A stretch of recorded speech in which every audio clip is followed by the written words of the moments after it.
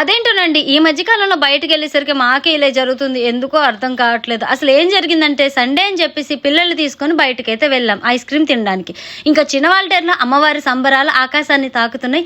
చాలా అంటే చాలా బాగా స్టార్ట్ చేశారు. ఐస్ క్రీమ్ తిందామని బీచ్ రోడ్కి వెళ్తే క్రౌడ్ అయితే చాలా ఎక్కువ ఉంది. ఇంక ఇలా కాదని చెప్పేసి చిన్న పార్లర్లో కూర్చొని ఐస్ క్రీమ్ అయితే తినేసి బిర్యానీ కూడా తీసుకొని హ్యాపీగా ఇంటికి వెళ్ళి తిందాం అనుకునేసరికి బయటకు వచ్చేసరికి ఫుల్ గా వర్షం పడితే పడింది కానీ వర్షం మేమైతే తడవలేదండి. కానీ ఇంటికి వచ్చేసరికి అత్తయ్య దగ్గర నుంచి కాల్ అయితే వచ్చింది.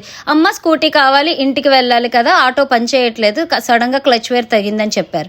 ఇంకా చేసేదేమీ లేకుండా మా వారు బండి, నేను స్కూటీ వెళ్ళి అత్తయ్య గారికి స్కూటీ ఇచ్చేసి రిటర్న్ లో బండి వేసుకొని వచ్చేద్దాం అనుకుంటే అక్కడికి వెళ్ళి ఇలా బండి ఇచ్చాం. ఇంకా పెద్ద వర్షం అయితే పడిపోయింది. అప్పటికే టైం చాలా ఎక్కువైందండి. ఇంకా వర్షం కొంచెం తగ్గిందని చెప్పి స్టార్ట్ అయిపోతే ఇంకా వెళ్తూ ఉండగా చాలా ఎక్కువైందండి. ఇంకాసేపు ఫ్లైఓవర్ కింద వెయిట్ చేసి ఇంకా ఇంటికైతే బయలుదేరిపోయాం. ఎలాగో తడిచాం, ఇంకా చేసేదేముంది, ఆకలి అయితే చాలా ఎక్కువ వేస్తుంది, పిల్లలకి కూడా లేట్ అయిపోతుందని చెప్పి ఇంటికైతే తడుచుకొని వచ్చాం. బట్ మాకైతే ఇలా అవుతుందని అస్సలు ఎక్స్పెక్ట్ చేయలేదు. సరదాగా బయటకు వెళ్ళి బాగా తడిచేది ఇంటికైతే వచ్చేసాం. నా డే అయితే ఇలా కంప్లీట్ అయింది. నేను మీ వైజాగ్ పిల్ల.